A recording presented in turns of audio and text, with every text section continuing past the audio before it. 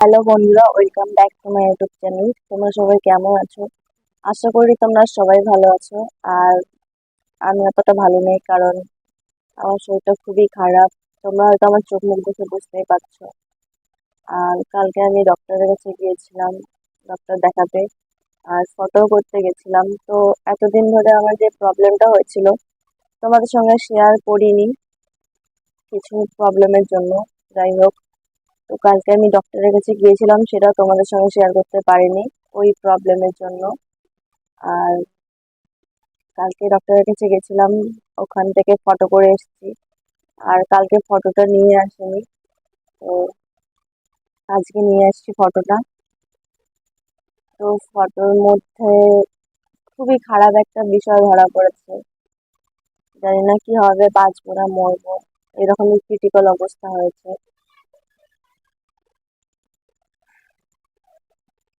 তো যেহেতু আমি ব্লগ করি না, তো তাই ভাবলাম তোমাদের সঙ্গে এই ব্যাপারটা শেয়ার করি। আসলে মন মেজাজটা খুবই খারাপ লাগছে। কি করব, টেনশনে ভালো লাগছে না।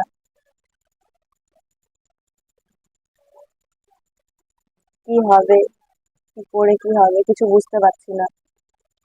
খুবই টেনশন হচ্ছে, খুবই কষ্ট হচ্ছে। আজ আমার নিজের ভুলে এই ঘটনাটা আমার সঙ্গে ঘটলো। আর কি ব্যাপারটা তোমাদেরকে আমি খুলেও বলতে পারবো না, কি হয়েছে কি না হয়েছে। তো আজকে মা গিয়েছিল, মানে আমার শাশুড়ি মা গিয়েছিল রিপোর্টটা আনতে। তো রিপোর্টটা এনে ডক্টরকে দেখালো। দেখানোর পরে ডক্টর বললো যে না, রিপোর্টটা খুবই খারাপ এসছে। তো আমার হসপিটালে অ্যাডমিট হতে হবে। আর তো যাই হোক, তোমাদেরকে আমি রিপোর্টটা দেখাই। আর কবে হসপিটালে অ্যাডমিট হব, তো তোমরা দেখতেই পারবে। আর তোমাদের সঙ্গে শেয়ার করবো অবশ্যই কবে হসপিটালে অ্যাডমিট হব না হব আমি। আর আমার কথাগুলো কিরকম আসছে, কারণ আমি খুবই কান্না করেছি আজকে রিপোর্টটা শোনার পরে। কারণ আমার নিজের ভুলে আজ আমার এই কষ্টটা পেতে হচ্ছে। তোমরা একটু প্রে করো যেন আমার শরীরটা ভালো হয়ে যায়। কি করে বলবো তোমাদেরকে আমি আমার এই ঘটনাটার ব্যাপারে, আমি বলতে পারবো না। তার জন্য আমাকে আমাকে ক্ষমা করে দিও। আর তোমাদেরকে রিপোর্টটা আমি দেখাচ্ছি।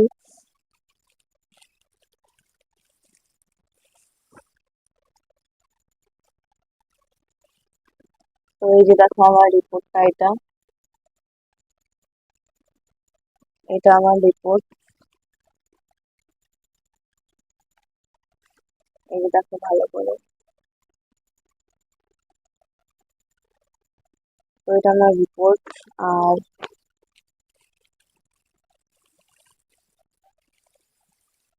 এইটা যে ফটোটা করেছিল, হয়তো তোমরা বুঝতে পারছো না, এইটা ফটোটা করেছিল আমার।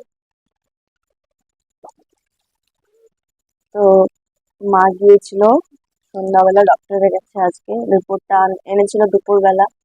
আর সন্ধ্যাবেলা ডক্টরের কাছে গিয়েছিল। তো যাওয়ার পরে ডক্টরের কাছে শুনলো যে কি হয়েছে না হয়েছে। তো সন্ধ্যাবেলা বাড়িতে মা আসার পরে আমি জিজ্ঞাসা করলাম যে মা কি বললো ডক্টর। তা মা বললো যে হ্যাঁ, খুবই খারাপ এসেছে রিপোর্ট, হসপিটালে অ্যাডমিট হতে হবে। আর এর আগেও আমি অনেক ওষুধ খেয়েছি, কিন্তু তাও কমেনি। অনেক ডক্টর দেখিয়েছি, অনেক জায়গায় অনেক রকম ওষুধ খেয়েছি, তারপরেও কমেনি। আর এই স্ট্রাগলটা আমার 1 মাস ধরে, কন্টিনিউ 1 মাস ধরে আমার স্ট্রাগল করতে হচ্ছে। কন্টিনিউ 1 মাস ধরে আমার এই প্রবলেমটা হয়ে যাচ্ছে। তো তারপরেও অনেক কষ্ট করে ভিডিও করে ছাড়ছি। তো যাই হোক, সেটা কোনো ব্যাপার না। আমার একটা স্বপ্ন আছে ইউটিউব নিয়ে, একদিন আমি অনেক বড় হব। তো যাই হোক, ওসব স্বপ্ন নিয়েই আমি তাও ভিডিও করে যাই আমার এই শরীর খারাপ নিয়ে। হয়তো আমার চোখ মুখ দেখে বুঝতেই পারছো। তো জানি না কি হবে, কবে হসপিটাল অ্যাডমিট হতে হবে, কবে কি, কিছু বুঝতে পারছি না। খুব টেনশন হচ্ছে আর খুব কষ্ট হচ্ছে। কি হবে জানি না।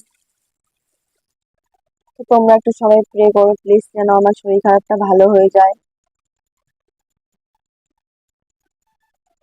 তো যাই হোক, এইটুকুই তোমাদের সঙ্গে শেয়ার করার ছিল, যেহেতু আমি খুব একটা ব্লগ করি না। তাই ভাবলাম তোমাদের সঙ্গে শেয়ার করি। মনটা খুবই খারাপ লাগছে, হয়তো তোমাদের সঙ্গে শেয়ার করলে মনটা একটু ভালো লাগবে। আর আমি কবে হসপিটাল অ্যাডমিট হব, কবে কি হবে, সবটা তোমাদের সঙ্গে শেয়ার করব। তো তোমরা এই ভিডিওটা প্লিজ সবাই দেখো, কি স্কিপ করো না। আর পরের ব্লগটা হসপিটালে গিয়ে আমি অবশ্যই করব, তোমাদের সঙ্গে অবশ্যই শেয়ার করব। তো তোমরা সবাই ভালো থাকবে, সুস্থ থাকবে, আর আমার জন্য তোমরা সবাই প্রে করবে যেন আমার শরীরটা ঠিক হয়ে যায়। টাটা।